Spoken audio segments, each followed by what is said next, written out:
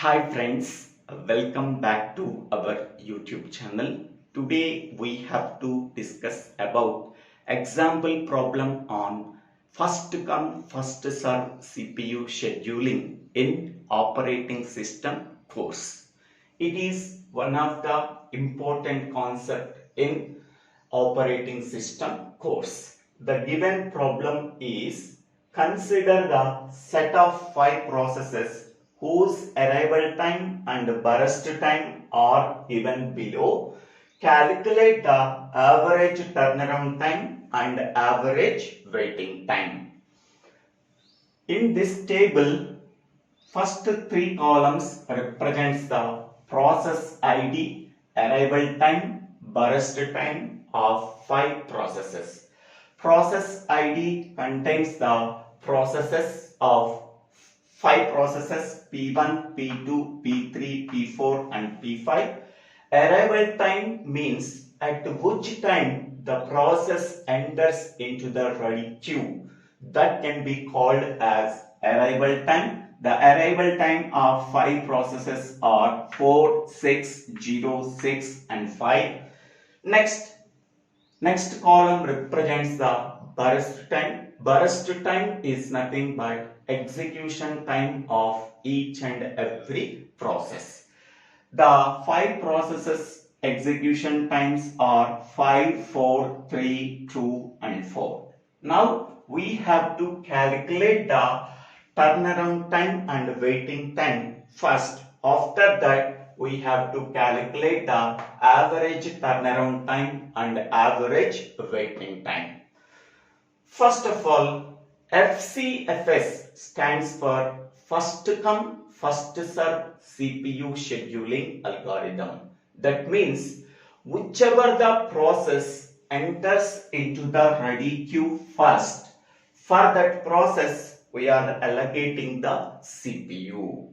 Suppose there are 2 processes or enters into the ready queue at the same time. Which process has the less process ID number? For that process we are allocating the CPU. After that we are allocating the CPU for the next process that has the less process ID number. Now how FCFS scheduling algorithm can work for this example?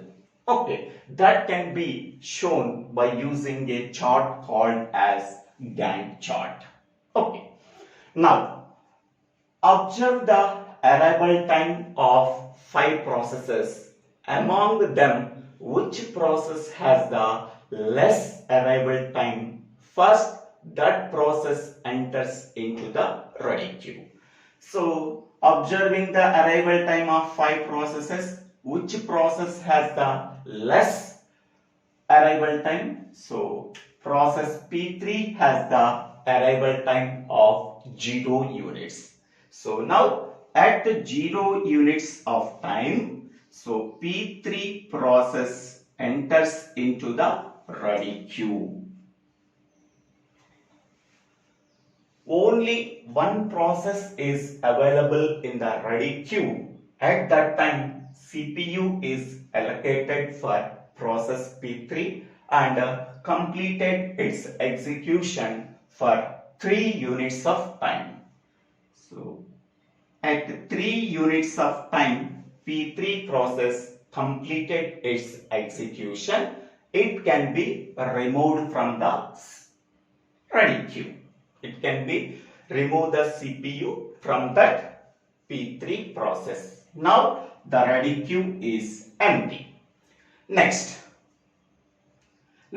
which process has the less arrival time after P3 process? Only P1 process has the arrival time 4, but P3 process completed its execution at 3 units of time, but P1 process enters into the ready queue at 4 units of time. So, 1 unit of time is ideal time for CPU. So,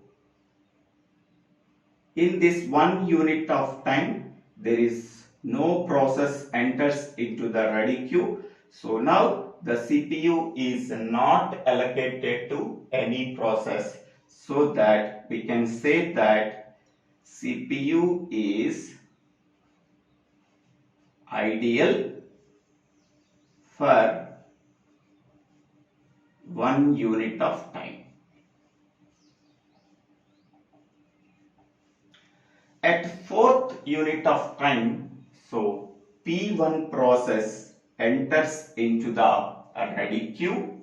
So now the ready queue contains only P1 process. Now CPU is allocated to P1 process. P1 process completed its execution in 5 units of time. So 4 plus 5, 9. At 9 units of time, P1 process completed its execution. It can be removed from the CPU. Now the ready queue is empty. Okay. So at 9 units of time, both P3 and P1 process are completed their execution. Next one. Next, which process is entered into the ready queue? After P1 process, P5 process is entered into the ready queue because its arrival time is 5 units of time. But here we are getting 9 units of time when P3 and P1 process completed their execution. So at 5 units of time, so P5 process enters into the ready queue. It can wait for 4 units of time. It can wait for 4 units of time. At 9 units of time, so CPU can allocate the P5 process. P5 process. P5 process can complete its execution 4 units of time. 9 plus 4, that is at 13 units of time. So both P3, P5 and P1 process completed their execution. Once the P5 process completed its execution, it can be removed from the CPU. Now the ready queue is empty. Okay. Next, after that, which process enters into the ready queue? So here P2 process and P4 process, both process has the arrival time 6 units. Okay, so both process P2 and P4 process enters into the ready queue at 6 units of time. But P2, P4, among them only one process enters in one process CPU is allocated. Okay, so among them one process is waiting for 7 units of time, because here at 13 units of time P5 process completed their execution, but P2 and P4 process enters into the ready queue 6 units of time, so they can wait for 7 units of time. After 7 units of time, we are allocating the CPU among the two processes. For one process, we are allocating the CPU. For which process the CPU is allocating? Okay. Which process has the lowest process ID number, for that process CPU is allocating. So among them P2 and P4, which process has the lowest process ID number? P2. So that we are allocating the CPU for P2. Okay. P2. So P2 enters into the ready queue at 13 units of time. It can process its execution for 4 units of time. 13 plus 4, 17 units of time. At 17 units of time, P2 completed its execution. It can remove from the CPU. After that, we are allocating the CPU for P4 process. P4 process entered into the ready queue at 17 units of time. It can completed its execution for 2 units of time. So 17 plus 2, that is 19 units of time. Once P4 process completed its execution, the CPU can be removed from that process. Now the ready queue is empty. So there are no processes are there in the ready queue. So CPU is not allocated to any process.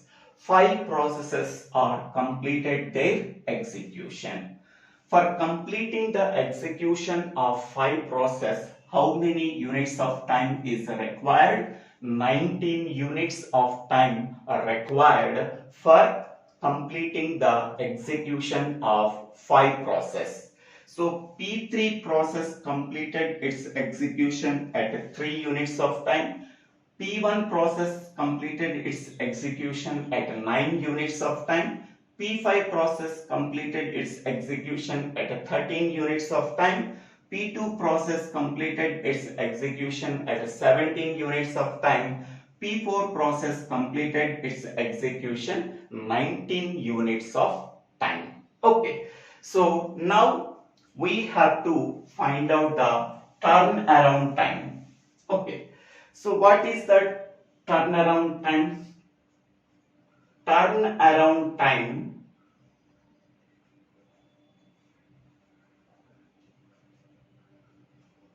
is equal to completion time minus arrival time.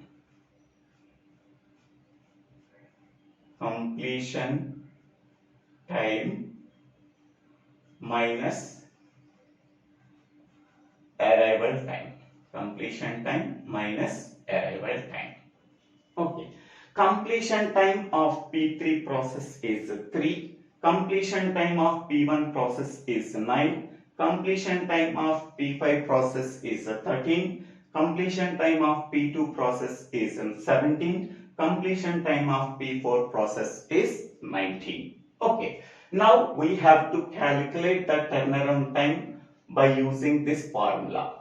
Turnaround time of P1 process, okay, is nothing but completion time of P1 process is 9 minus arrival time of P1 process is 4. 9 minus 4, that is equal to 5. Next, turnaround time of P2 process, that is completion time of P2 process is 17 minus arrival time of P2 process is 6. 17 minus 6, that is equal to 11. Next, turnaround time of P3 process is nothing but completion time of P3 process is 3 minus arrival time of P3 process is 0. 3 minus 0, that is equal to 3. Next one, turnaround time of P4 process is nothing but completion time of P4 process is 19 minus arrival time of P4 process is 6. 19 minus 6, that is equal to 13. Next, turnaround time of P5 process is completion time of P5 process is 13 minus arrival time of P5 process is 5. 13 minus 5, that is equal to 8. Okay. Next, we have to find out the average turnaround time. Average turnaround time. Average turnaround time is nothing but we are finding out the sum of these turnaround times divided by total number of processes, that is 5 plus 11 plus 3 plus 13 plus 8 divided by total number of process is 5. So that is equal to 11 plus 5, 16, 16 plus 3, 19, 19 plus 13, 32, 32 plus 8, 40, 40 by 5. So that is equal to 8 units of time. Average turnaround time is nothing but 8 units of time. Okay. Next, we have to calculate the waiting time. So waiting time is equal to turnaround time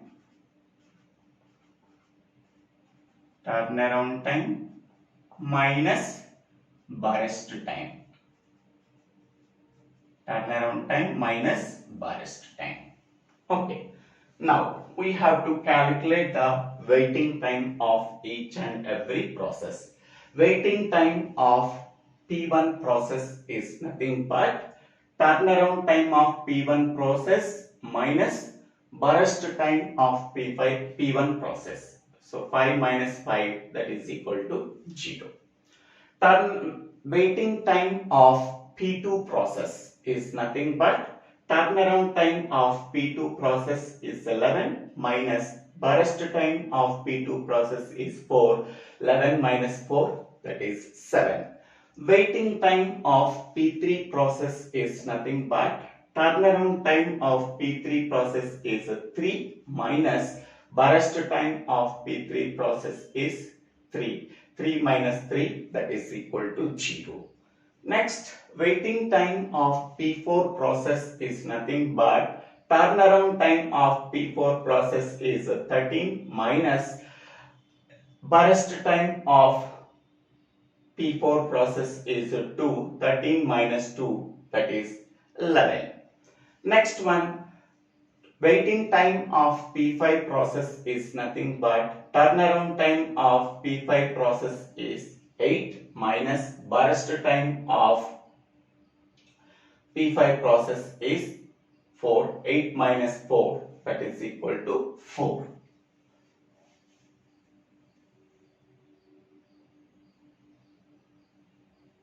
Next, we have to find out the average waiting time. Average waiting time is nothing but we have to calculate the sum of the waiting time of 5 process, 0 plus 7 plus 0 plus 11 plus 4 divided by total number of process, that is 5. 7 plus 11, that is 18. 18 plus 4, that is 22. 22 by 5, that is nothing but 4.5. So average waiting time is nothing but average waiting time can be denoted by AWT. So that is equal to 4.5 units of time. Average turnaround time can be denoted by ATT, that is nothing but 8. So average turnaround time is 8 units of time. Average waiting time is 4.5 units of time. In this way, we have to calculate the turnaround time, waiting time, average turnaround time and average waiting time. Okay, so this is the Gantt chart that is showing the how 5 processes can process their execution by using first come first serve CPU scheduling algorithm. Okay, what is the advantage of first come first serve CPU scheduling algorithm? It is the simplest CPU scheduling algorithm. It is very easy to understand. Okay, what is the disadvantage of first come first serve CPU scheduling algorithm is convoy effect. Convoy effect. This is the disadvantage of first come first serve CPU scheduling algorithm. That means whichever the process enters into the ready queue first, that process has the longest burst time. Okay, so the burst time of that process is very high. Because of that reason, the remaining process can waiting for the CPU for a longer period of time. Okay, so that effect is called as convoy effect. That is the disadvantage of first come first serve CPU scheduling algorithm. In this way, we have to solve the first come first serve CPU scheduling algorithm. I hope all of you understanding this video. If you really understanding this video, please click on the like button and share this video to your friends and classmates. After that, you have to subscribe my YouTube channel Divvela Srinivasa Rao. After subscribing my YouTube channel, click on the bell icon to get the future updates in my YouTube channel. For better understanding of operating system course, go to this channel and go to the playlist called operating system. You can watch all the videos and understanding the course. So thank you one and all for watching this video.